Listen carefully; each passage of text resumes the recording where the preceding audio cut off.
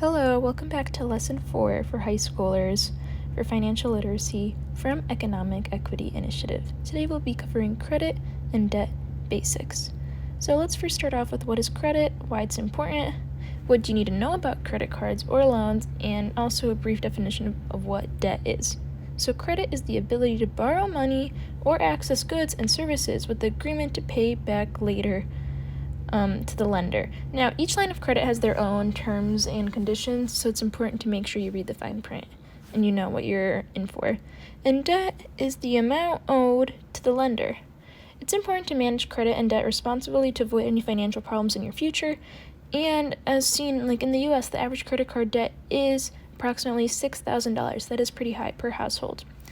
So now we're going to be talking about credit scores. Credit scores range from 300 to 850. And a good credit score is generally above 700, and this will allow you to rent out homes easily, make purchases with much lower interest, which is really important. Remember, the higher the credit score, the lower the interest. And these are some factors that will be affecting your credit score. So payment history, which is like if you're paying on time, is around 35%.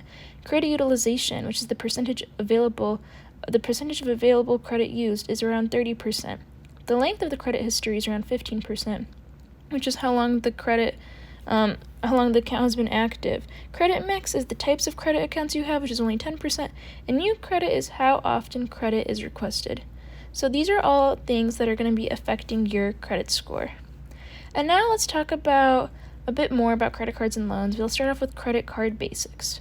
So some terms like APR, which stands for annual percentage rate, is the minimum payment, credit limit, and interest for the terms and agreements you have for each line of credit you take out. Now, some common pitfalls which will affect your credit score and also just how much debt you have are high interest rates on unpaid balances. These interest rates will get even higher when you will not be paying back your debt, penalties for late payments, and the risk of overspending. Now, here's some tips to manage your debt. Pay off balances in full each month to avoid interest, so it's not building over and over and over again. Only use credit for planned, affordable purchases.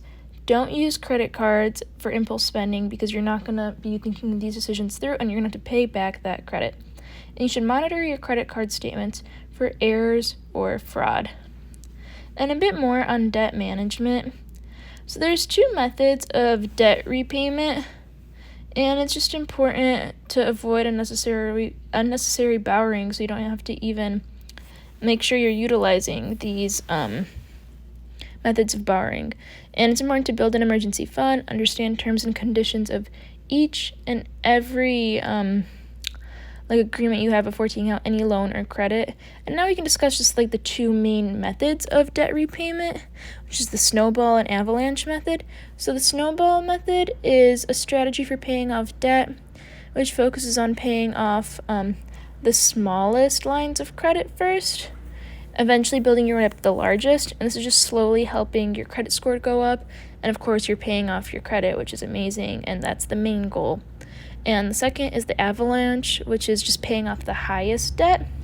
This is just the opposite, and it's still going to help you, and you're getting those really big, scary, debt that you've accumulated out the window first.